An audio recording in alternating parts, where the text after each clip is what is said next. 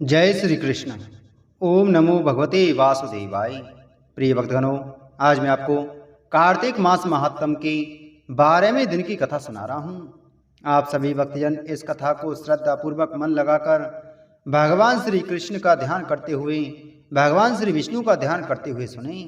भगवान आप सभी की मनोकामनाएं पूरी करेंगे और आप सभी के कष्टों को दूर करेंगे। आइए शुरू करते ही कार्तिक मास महात्म के 12वें दिन की कथा। प्रथु ने कहा, हे ब्रह्मन, ब्रजवानों के पुत्री राधिका ही सब गोपियों से अधिक प्रिय क्यों बनी तथा कार्तिक मास में विष्णु के साथ उनकी पूजा क्यों होती है? इस आश्चर्यजनक गोपाल चरित्र को सुनने के लिए हम उत्सुक हैं, अतः कृपा विस्तार से कहिए। नारद जी बोले, पूर्व मनवंतर में पांचाल देश में वहां के राजा प्राचीन वहिर्ष ने एक हरि मंदिर बनवाया था। उसमें राजा ने भगवान विष्णु की एक ऐसी मूर्ति स्थापित की जो करोड़ों कामदेवों के समान सुंदर थी। उस मंदिर में प्रतिदिन श्री विष्णु की पूजा बहुमूल्य वस्तुओं द्वारा की जाती थी तथा दान, नृत्य, गीत आदि मांगलिक कार्य होते रहते थे। वहां देवियों जैसी सुंदर एक नृत्य निपुणा स्त्री भी थी, जिसके गीतों को सुनकर लोग मोहित हो निश्चल से खड़े रहते थे। जब उसे हरि के सानिध्य में नृत्य करने का समय मिलता, तब सब लोग उसे देखने के लिए जा पहुंचते थे। सारा नगर उस समय सूना हो जाता था। वह लोगों को मोहित करके धन कमाती थी। एक दिन कार्तिक मास की प्रबोधनी एकादशी को उसने भगवान विष्णु की मूर्ति की ओर देखा।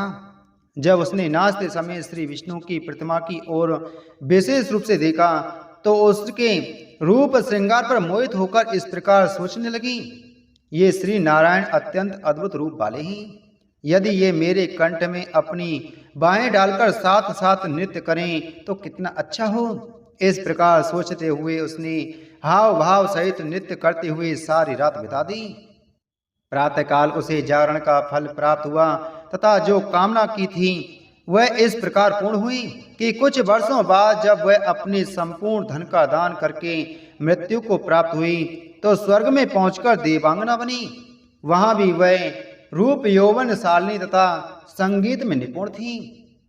एक समय उसने स्फटिक पत्थर दर्पण के भीतर अपना रूप देखा।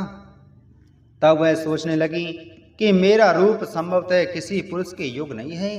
तभी उसे अपने पूर्व जन्म की आकांक्षा भी याद आ गई। तब उसने निश्चय किया कि मैं श्री कृष्ण के साथ ही नृत्य करूंगी तथा ब्रह्मचारिणी रहकर किसी को अपना पति नहीं बनाऊंगी। उस चंद्र कीर्ति नामक सुंदरी का मन श्री कृष्ण की मूर्ति में लग गया तथा वह प्रेम मग्न होकर श्री कृष्ण के चरित्रों का गायन करने लगी। इसके पश्चात वह जब पृथ्वी अपने बोझ से पीड़ित होकर ब्रह्मा के पास गई, तब ब्रह्मा ने श्रीहरि से यह कहा, हे प्रभु, रामावतार में आपने एक पत्नी व्रत का पालन किया था।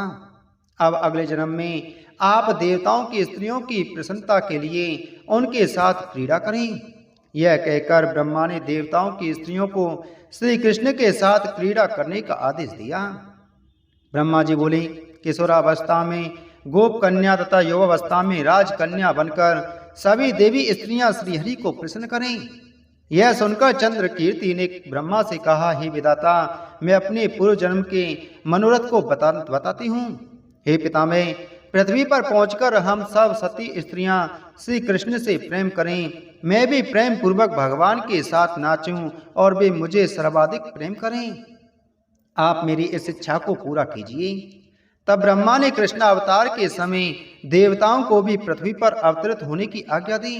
नंदराय के ब्रज क्षेत्र में वृषभानु नामक एक गोप रहते थे। उनके घर में राधा नामक एक अत्यंत सुंदरी पुत्री ने जन्म लिया। वह पूर्व जन्म की चंद्र कीर्ति नामक देवांगना ही थी। एकादशी तिथि में जागरण के पुण्य प्रभाव से ब्रह्मा ने उसकी कामनाओं को पूर्ण किया। उसने ही राधा नाम से वृंदावन के रासोत्सव में अन्य गोपियों के साथ अद्भुत नृत्य किया। अनेक जन्मों से आकांक्षा रखने वाली उस राधा नामक अद्भुत गोपी ने श्री कृष्ण के साथ नृत्य करते हुए अपने जन्म को कृतार्थ किया। अतः राधा नामक वह गोपी अन्य गोपियों की तुलना में श्रीहरि को अधिक प्रिय थी। इसी कारण वह कार्तिक मास में श्री दामोदर के साथ विशेष पूजनीय है।